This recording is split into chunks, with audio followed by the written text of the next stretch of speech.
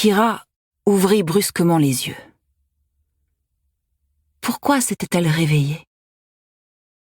Un changement dans l'environnement avait troublé la lame souple, qui l'avait tirée du sommeil. Quelques remous presque imperceptibles dans les courants d'air qui circulaient à travers l'hélix. Un lointain vrombissement de machine. Une légère baisse de la température par ailleurs étouffante. Quelque chose. Inquiète, elle jeta un coup d'œil dans le sas. Itahari s'y trouvait encore, enfermé dans sa gangue, à peine visible à la lueur rouge de la longue nuit artificielle. Kira relâcha son souffle, soulagée. Elle n'avait aucune envie d'affronter la Meds. Gregorovitch? La gorge de Kira était si sèche que sa voix grinça. Elle toussa et refit une tentative, mais l'intelligence de bord s'entêta à ne pas se manifester. Elle essaya une autre tactique. « Morven, vous êtes là ?»« Oui, Madeleine Navarez, » répondit la pseudo-intelligence.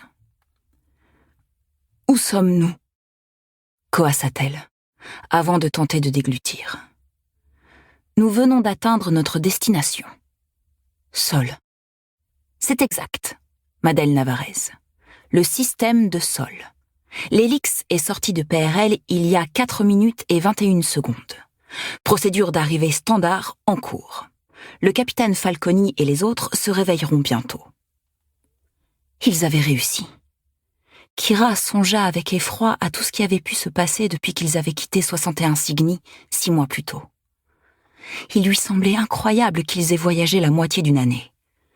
La magie de l'hibernation, qu'elle soit artificielle ou autre. « Quelqu'un nous a contactés ?»« Oui, Madeleine Navarez. » Répondit promptement Morven. « Nous avons reçu 14 messages des stations de surveillance du CMU, et j'ai expliqué que l'équipage était indisponible pour l'instant. Les autorités locales insistent cependant pour que nous indiquions le plus tôt possible notre système d'origine et notre mission en cours. Elles sont très nerveuses. »« Ouais, marmonna Kira. Falconi se chargerait des formalités auprès du CMU quand il sortirait de cryo. Il était doué pour ce genre de choses. Qui plus est, il tiendrait à s'exprimer au nom de l'hélix. Tout ankylosée, elle s'extirpa du nid de couverture et de sangles qu'elle s'était construit près du sas. Sa main. L'avant-bras et la main qu'elle s'était amputée dans le vaisseau Meds avaient reparu. Stupéfaite, Kira les leva, les fit pivoter pour les examiner sous tous les angles, écarta et referma les doigts. Ce n'était pas le fruit de son imagination. Son bras était bien réel. Elle le palpa avec l'autre main, dont elle sentit le contact. Il ne s'était écoulé que 5 jours depuis son dernier réveil, et dans l'intervalle, la lame souple lui avait fabriqué une réplique parfaite de son membre disparu. Puis, elle eut un doute. Une peur soudaine assombrit ses pensées. Elle inspira à fond, se concentra sur le dos de sa main, et, par la volonté, fit refluer la lame souple.